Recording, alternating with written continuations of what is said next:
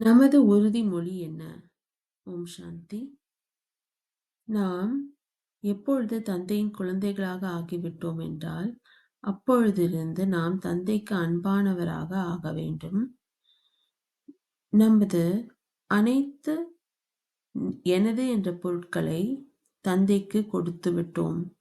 அதாவது நமது உடல், மனம் மற்றும் பொருள் அனைத்தையும் தந்தையை குழந்தை என்ற சம்பந்தத்தை அவரை குழந்தை என்று ஆக்கிவிட்டு எனது என்ற அனைத்தையும் அவருக்கு கொடுத்து விட்டோம். அடமானம் கொடுத்த பொருளை நாம் திரும்ப பெற கூடாது.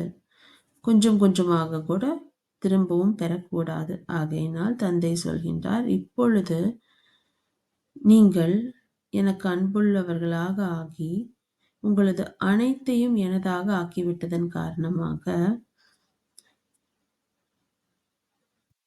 தந்தை சொல்கின்றார், எனது பொக்கிஷங்கள் அனைத்தும் கூட உங்களதானதாக ஆகிவிட்டது.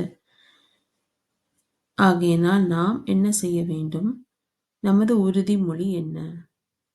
நாம் குழந்தை பருவத்தில் இருக்கும்போது என்ன உறுதிமொழி எடுத்தோம்? அதாவது தந்தை ஒருவரே, வேறு யாரும் இல்லை என்பதன்தான் உறுதிமொழியாக இருக்கின்றது.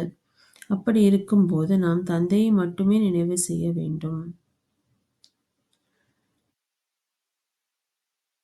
அப்படி தந்தையை மட்டுமே நினைவு செய்து அவரது பொக்கிஷங்களை நமதாக ஆக்கிக் கொண்டுள்ளோம். அவர்தான் பராமரிப்பவராகவும் இருக்கின்றார், நமக்கு ஆசிரியராகவும் அதாவது கற்பிப்பவராகவும் இருக்கின்றார், மேலும் தந்தையாகவும் இருக்கின்றார். அப்படி நாம் 63 ஜென்மங்களாக மறந்து விட்டிருக்கின்றோம் தந்தையை. இப்பொழுது இந்த ஒரு பிறவியில் இந்த உறுதிமொழியின் மூலமாக தந்தையை மட்டுமே நாம் நினைவு செய்ய வேண்டும்.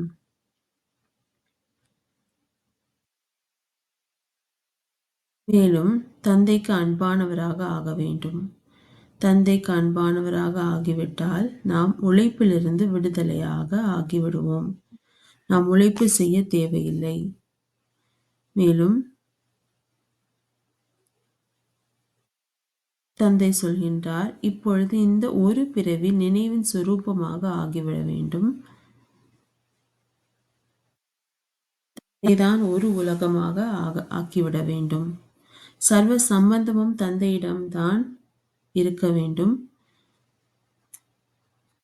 ஆகையால் தந்தை சொல்கின்றார், இப்பொழுது உங்களது உறுதிமொழியை நினைவுபடுத்துங்கள். தந்தை நினைவில் இருங்கள். மேலும் அவரது சக்திகள் மற்றும் ஞானத்தை காரியத்தில் சமயத்திற்கு ஏற்றவாறு பயன்படுத்த வேண்டும். பிறகு அனைத்து ஆத்மாக்களுக்கும் சக்தியையும் வரதானத்தையும் பார்வை மூலமாக, வரதானம் மூலமாக மற்றும் வைப்ரேஷன் மூலமாக ஆத்மாக்களுக்கு முக்தி என்பதை கொடுக்க வேண்டும்.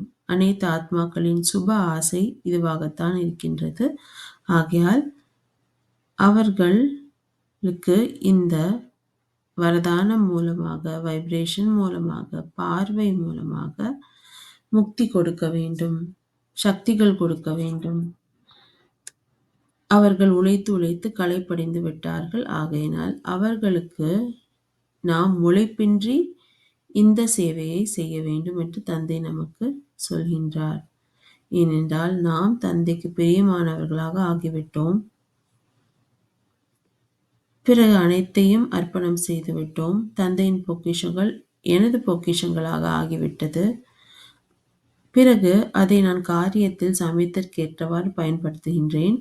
மேலும் எனது தந்தையிடமிருந்து பெற்ற பொக்கிஷங்களையும் ஞானத்தையும் சக்தியையும் அனைத்து ஆத்மாக்களுக்கும் கொடுத்து அவர்களை முக்தி அடைய செய்கின்றேன்.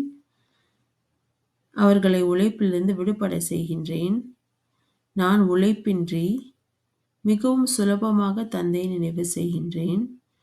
எனது உறுதிமொழியை நினைவில் வைத்துக் கொள்கின்றேன்.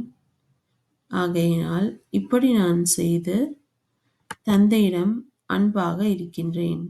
ஓம் சாந்தி.